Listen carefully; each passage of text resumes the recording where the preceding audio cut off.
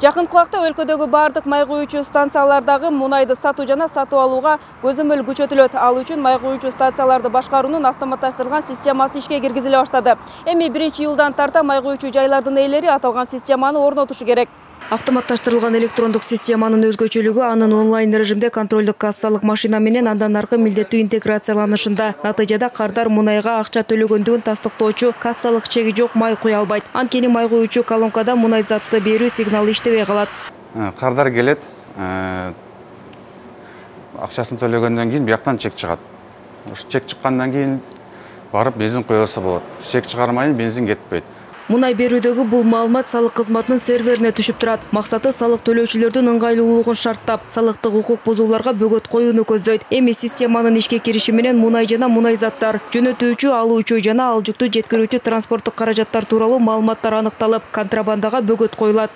Бул өзүнүн дагы атаандаштыктын дагы жогорулатуу боюнча дагы эң негизги шарттарды түзөт. Анткени бул бизде ошол ак ниет менен иштеп жаткан салык төлөөчүлөр, ошондой эле бул ишкерлер салыктарын төлөп туруп, бирок ошол бензиндерди сатып жатат, бирок башка жактан дагы контрафакттык түрүндө алып келип, бензиндин баасын ошол эле сатып, бирок салыктарын төлөбөй жүргөндөрдү дагы аныктоо боюнча ошол эң негизги иштер жүргүзүлүп, азыркы убакта ойлойбуз баардыгы ачыкка чыгат болуш керек деп.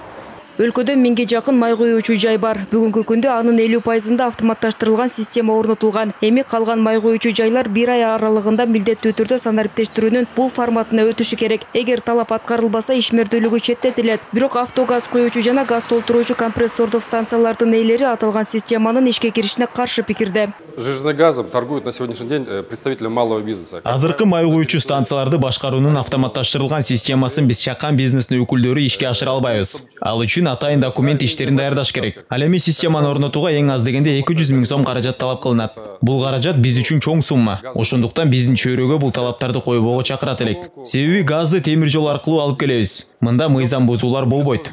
Деген менен бул аракеттер өлкөдөгү көмүскө экономиканы жаратат. Аны ачыктоодо автоматташтырылган системанын орду чоң. Ага кошо эле мунайдын баасы көтөрүлүп, салык төлөбөй товарга болгон бааны төмөндөткөн ишкерлерди азайтат. Биринчиден ушул жарандар дагы бизге жардам бериш керек. Алар жанакы кассалык чектерди талап кылып сураганда сатып жаткан субъекттер товарларды алар мындай мажбур болот да эмеге кассалык чекти чыгарганга. И ошол кассалык чек чыгарганда салык кызматына маалымат кетет.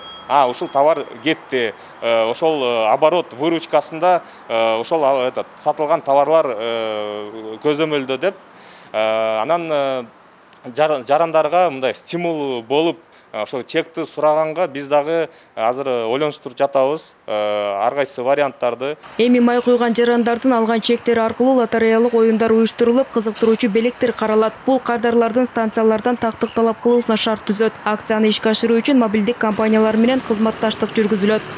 Алмаш Бараталиева, Кудрат Ташмурзаев, 5-канал.